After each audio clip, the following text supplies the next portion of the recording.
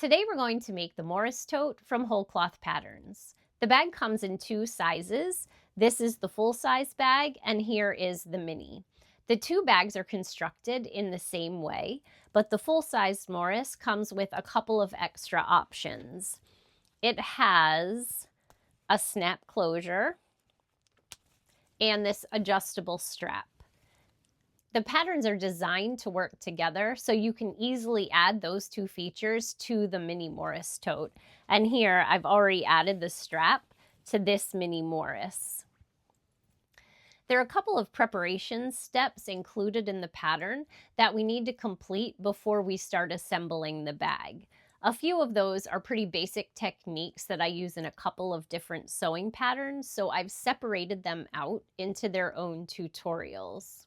I'll link to the videos for how to quilt the body of the bag, how to make the straight grain binding, how to install the snap, and how to make the adjustable strap in the notes below the video. And I'm going to begin the instructions for making the bag with those steps already completed. I'm Kristi from Wholecloth Patterns. You can find a link to more of my bag sewing patterns in the notes below the video, and be sure to click subscribe so you can find me again. You'll also need the Morris Tote sewing pattern to follow along. You can find that in the notes below the video. Now, let's get started. I'm starting with most of the preparation already completed. I've already cut out all the pieces of my bag. I've made the straight grain binding that I'll need for this project, and I've already quilted the body of the bag. If you'd like further instruction for how to make the straight grain binding or how to quilt the pieces of your bag, I'll link to my tutorials for those two steps in the notes below the video. We'll start by preparing the handles. I have both handle pieces cut out and I've fused interfacing to the wrong side of each handle. Next, I'm going to fold each piece in half lengthwise with the wrong sides together, and I'm going to press a crease down the middle of the fabric. I'll open this piece back up, and then I'm going to fold each long edge toward the middle with the wrong sides together, and I'm going to align the raw edge of the fabric with that center fold, and then I'll press the fold into the fabric.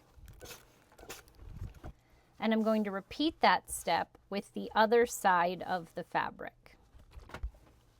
And now I'm just going to fold it all back up along those creases. Make sure that my folded edges are aligned, and I'll give it another good press. Next, I'm going to pin or clip along the open folded edge, and then I'll sew along each fold 1/8 of an inch from the edge of the fabric.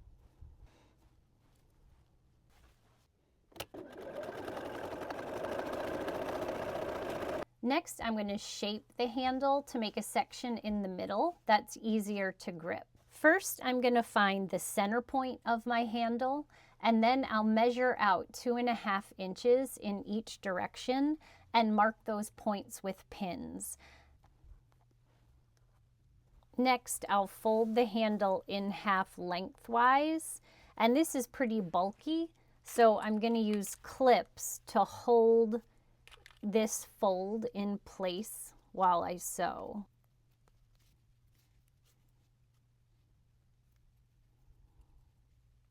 Now I'm ready to sew this section at the middle of my handle. I've marked the beginning and the end of the section with the pins. I'm just going to follow the existing line of top stitching as closely as I can, starting and stopping at the pins, and I'm going to be sure to back stitch at each end.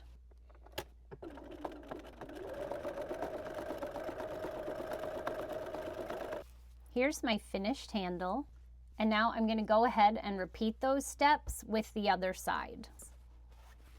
Now I have two finished handles. I'm going to set those aside until I'm ready to attach them to the bag. Next, we'll prepare the snap tabs. And the snap tabs are an optional piece that is on the full-sized Morris pattern. I like to use them if I'm going to go with the strap option for the Morris. I think it's nice to have a way to join the two sides of the bag if you're not holding it by the handles. So here I have my snap tab pieces cut out, And I've already fused interfacing to half of each wrong side. This is medium weight interfacing. If all I had was lightweight interfacing, I would fuse it to the whole piece of the snap tab just for added stability. To make the snap tab, I'm going to fold each piece to align the short edges with right sides together. And then I'm going to sew down each of these two sides, but not the bottom. Next, I'm going to grade each seam down so it's about half the original width, or around 1/4 of an inch. I also trimmed off the corners at the end with the fold. And now I'm going to turn this little piece right side out. It can be a little bit tricky. I like to use a chopstick or a knitting needle to push the folded end out through the opening.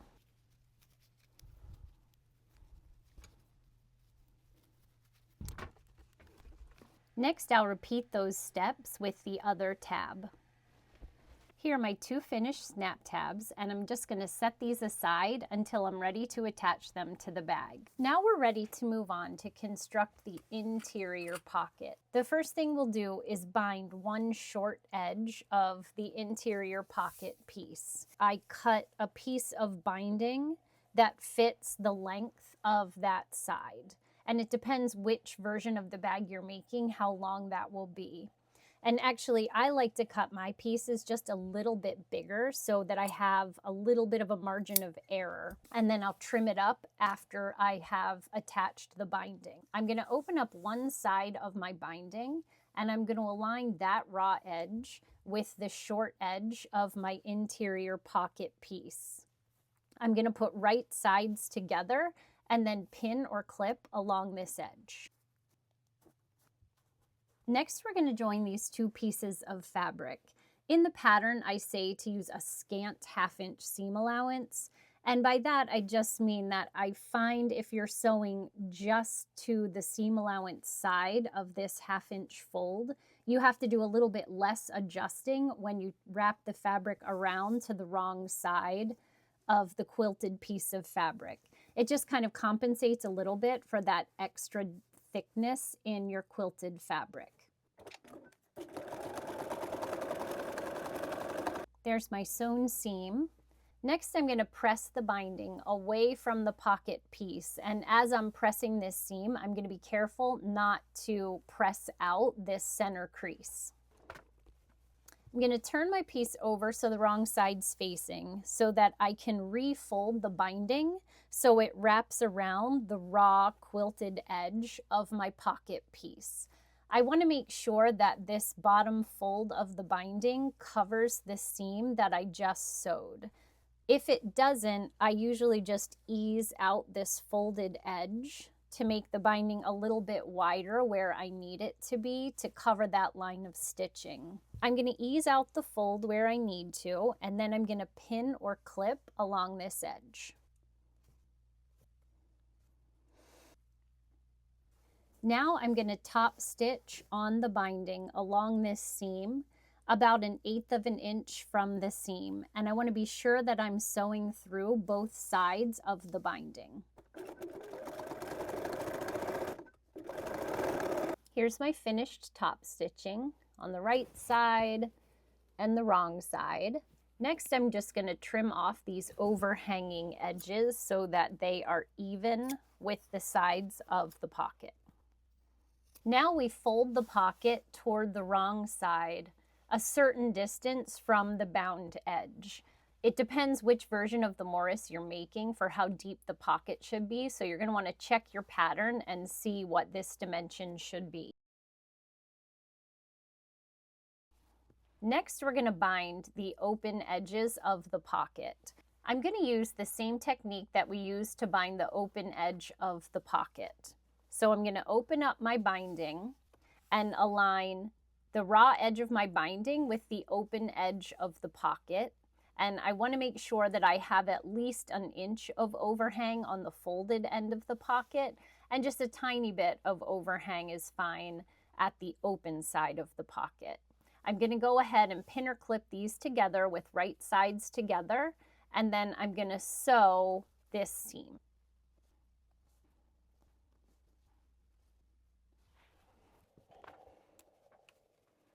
Now we're ready to fold the binding over to the back side of the pocket. Open the binding the whole way up and fold this overhanging tab at the folded end of the pocket over to the back side of the pocket.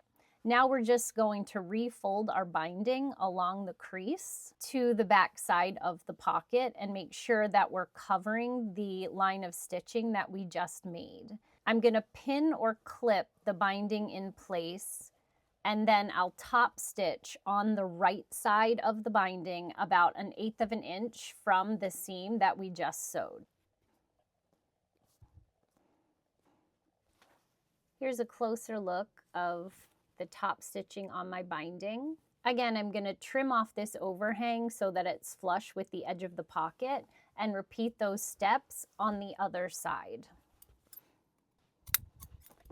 Here's my finished interior pocket. I'm going to set this aside until I'm ready to attach it to the bag. Let's move on to the exterior pocket, which is the front pocket of the bag. The first step for this is to bind the upper edge of the pocket. And this edge will be folded down so that you can see the wrong side of the fabric on the outside of the pocket. So we're going to install this binding with the wrong side of the bag touching the right side of the binding. Otherwise, we'll use the same steps that we did for the upper edge of the interior pocket.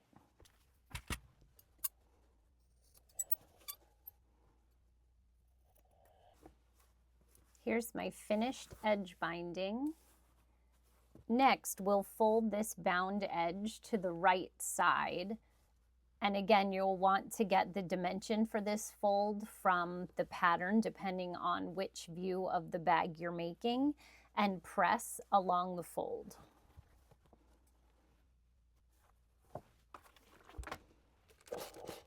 Now we'll bind the other 3 edges of the front pocket. Similar to the interior pocket, we're going to finish the edge at the fold in the same way that we did on the interior pocket. So I'm going to leave about 1 inch of overhang at the folded edge of the pocket, and then I'm going to align the raw edge along one short side. For this side of the pocket, I'm going to stop sewing 1/2 inch from the bottom edge of the pocket. I'm going to use a pin to mark where to stop sewing, so that as I'm sewing the seam, I know where to stop, and I'm going to back stitch at that point.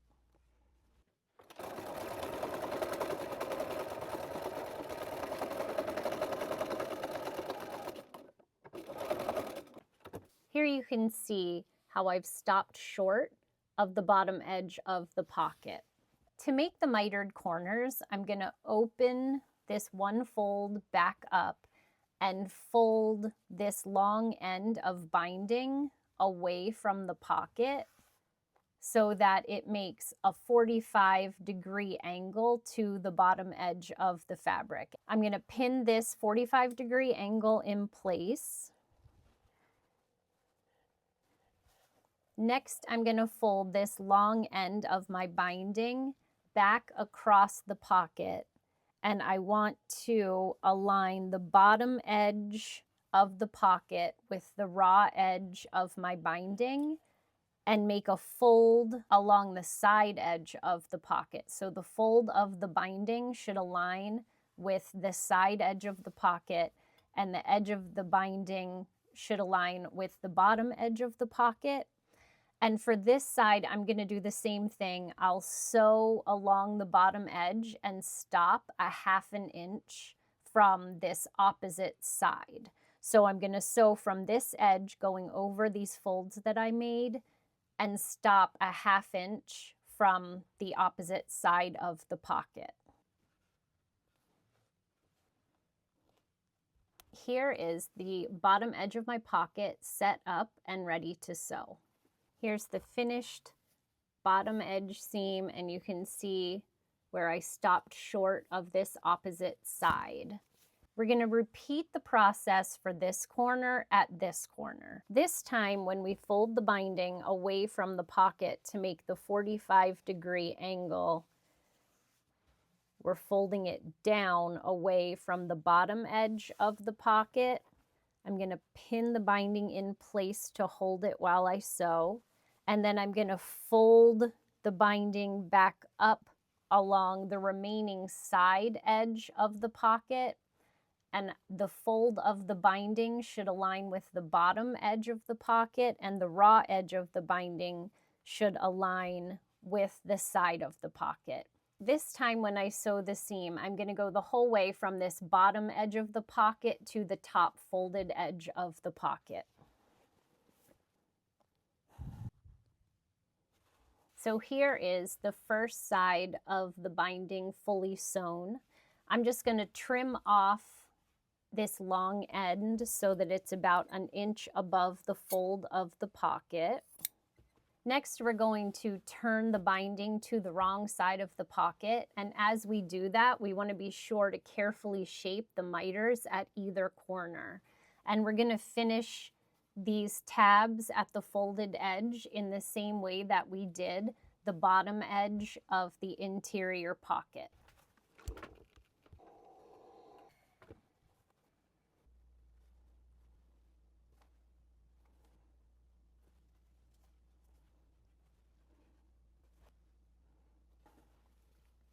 Here's my pocket ready to sew, and I've neatened the miters at each corner on both sides and folded down the edges at the top. Now I'm going to go ahead and top stitch on the right side of the pocket. Here's the finished top stitching on the front pocket. We'll set this aside and start to assemble the body. Here's the body of the bag, and as you can see, it's all one piece. We kind of do an accordion fold that folds the bag in half. So one end of it is the front and the other end of it is the back. We're going to start working on the front of the bag. So if you used a directional print fabric on your bag and you want that print to be going a certain way on the front, arrange your rectangle now. Since I'm using a solid, I'm just going to pick this side to be my front. And I've opened it up to be a single thickness. And I'm going to position my front pocket based on the diagram in the sewing instructions. For both the standard and the mini tote, the pocket is centered on the front of the bag. So I'm just going to measure and make sure that these two sections are equal. And then I just use my ruler to position the top edge of the pocket the right distance from the top edge of the bag. And again, those dimensions are listed in the pattern depending on what size of bag you're sewing.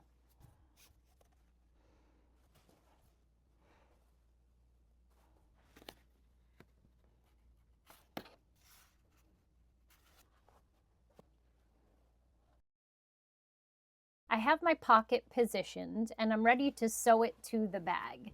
And to attach the pocket to the bag, I'm just going to follow that line of top stitching that I already made on the pocket. I'm just going to sew right over that again, going through all the layers of fabric. Here's my pocket attached to the front of the bag. And you can see how I've just top stitched right through all the quilting. This is the wrong side of the bag. Now, so this is the front of the bag. We're going to start working on the other end, which is the back of the bag. And the back of the bag has the interior pocket. So I'm going to turn it over so that I'm working on the back of the bag. And I'm going to position my interior pocket based on the pattern instructions. We want to align the top of the pocket with the top of the bag and center it on either side. A little cheat for centering is if you marked your center line of quilting on both the body and the pocket, you can just use your quilt lines to line up your pocket. I'm going to pin this in place, and if you'd like, you could also baste it to the body of the bag. Next, we'll position the handle. The handles are attached to the interior side of the bag, and you align the short ends of the handle with the top edge of the bag. And your pattern instructions will tell you where to position the handle. So I'm going to go ahead and position my handles.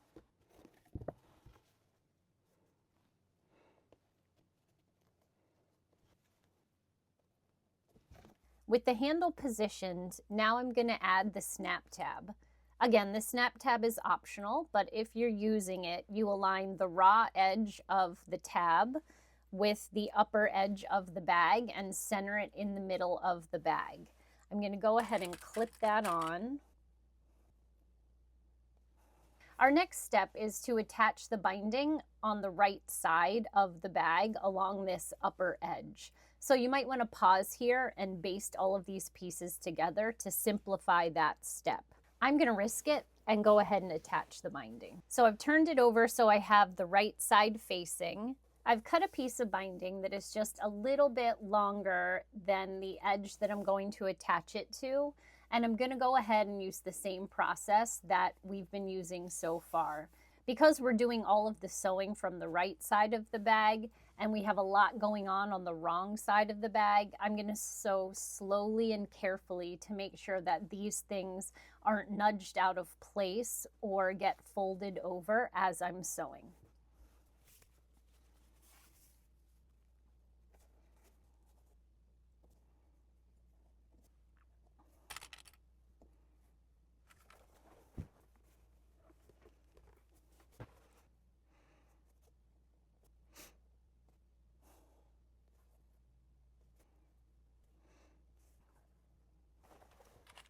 As I was sewing this part of the video, I realized that I didn't draw attention to the way the handle is positioned relative to the bag. Where we made the handhold on the handle, we have a folded side and an open side. You want the open side of the handle pieces to be up against the interior of the bag when you position it along the upper edge. Here's the finished binding with all of my components secured at the top edge of the bag. Now we're going to repeat this process on the front edge of the bag. So I've turned my bag around so that now I'm working on the side with the front pocket. I'm going to repeat the steps for positioning the bag handle and the snap tab along the top of my bag, and then I'm going to install the binding from the right side using the same process as we did on the other end of the bag.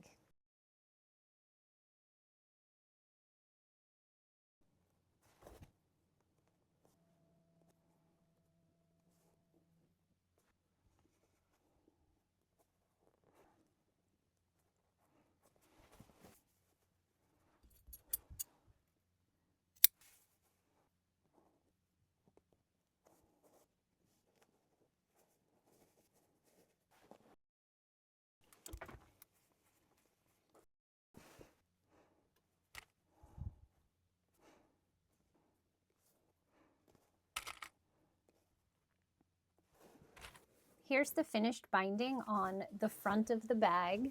Next, we'll press the handles away from the body of the bag. And you want to try to line up the fold in the bottom of the handle with the fold along the edge of your binding, and try not to push up the little overlap of the binding as you're doing this. So I'll give each handle a quick press to hold it away from the body of the bag. And then I'm going to top stitch across this bottom fold of the binding. I usually sew this from the wrong side of the bag so I have more control, and I try to line up my line of stitching with the top stitching that I just made. And you want to be sure that you're back stitching at each end. If your machine has trouble navigating over this big difference in thickness, I usually start in the center of the handle and then go forward and backward across the handle once or twice. And as long as you're not sewing down off the handle, usually my machine can handle it fine.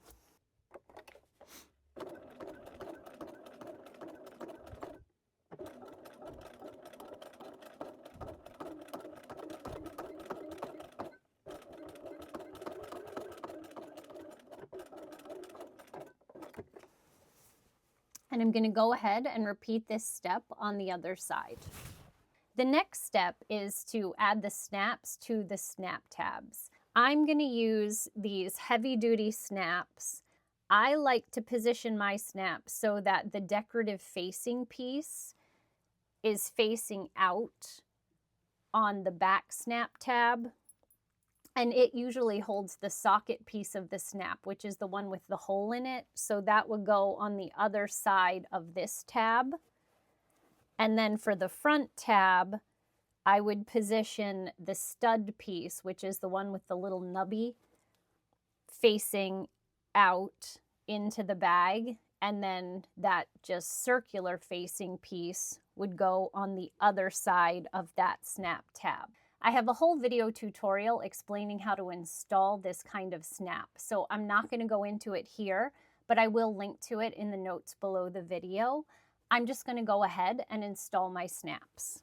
Snaps are installed. Now I'm ready to shape the bottom of the bag and sew the side seams. I see that I didn't trim the overhangs on my binding, so I'm going to go ahead and do that first. So my bag is folded in half with the wrong sides together, and I want to make sure that my upper edge is aligned and that the raw edges on the sides are aligned. And I don't want to press this bottom fold. I'm just going to use clips to hold it in place temporarily.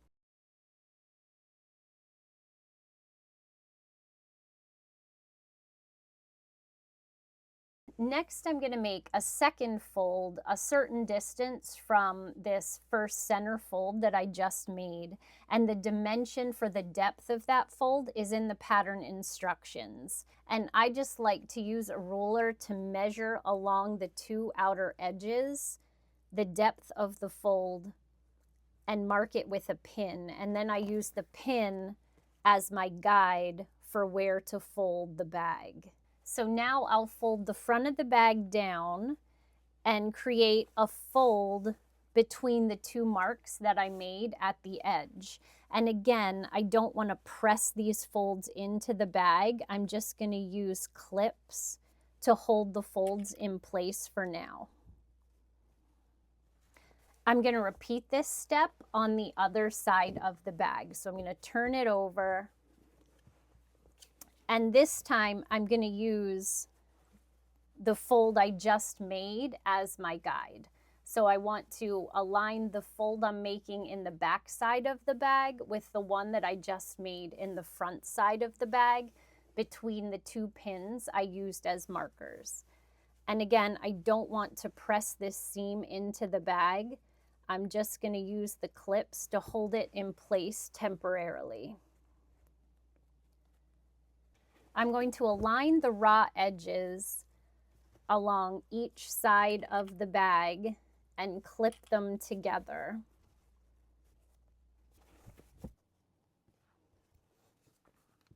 Next, you might want to pause and baste along each of these seams to make it a little bit easier to attach the binding. But you know me, I'm not going to do it. I'm moving right along to attaching the binding. If you're not planning to add the D-rings to your bag so you can attach a strap, you'll need a piece of binding that is about 1 inch longer at each end. And you do the fold over finish at the top and the bottom of the seam. If you are planning to add the D-rings so that you can use a strap with your bag, you'll need a piece of binding that's about 3 inches longer than your seam, so that you'll have 1 inch of overhang at the bottom and about 2 inches of overhang at the top. And on that top piece, I've added a 2-inch square of interfacing just at the top. And that's going to reinforce the part of the binding that is holding the strap. You can go ahead and attach your binding and use the same steps that we've used for our other seams. Now we can go ahead and fold our binding over to the other side of the bag. I'm going to ease out my fold to cover up this line of stitching that I just made, and I'm going to do the same folded over finish on this bottom folded corner as we did on the bottom corners of our interior pocket.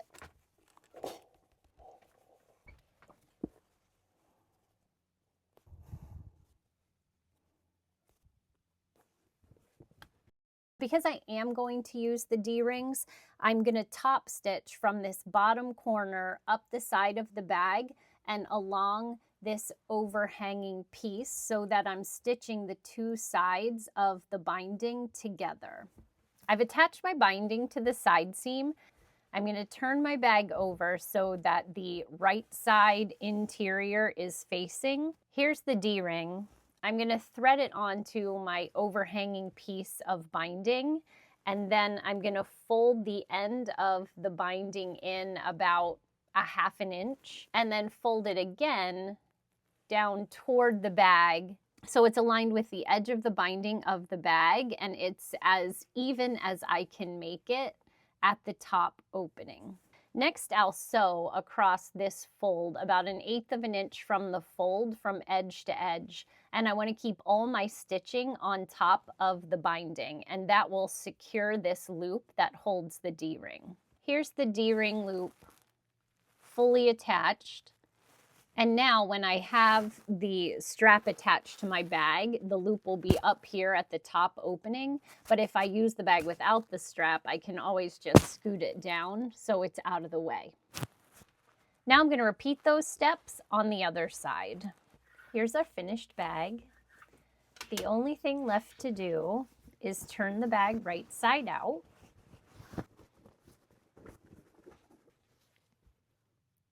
And attach the strap.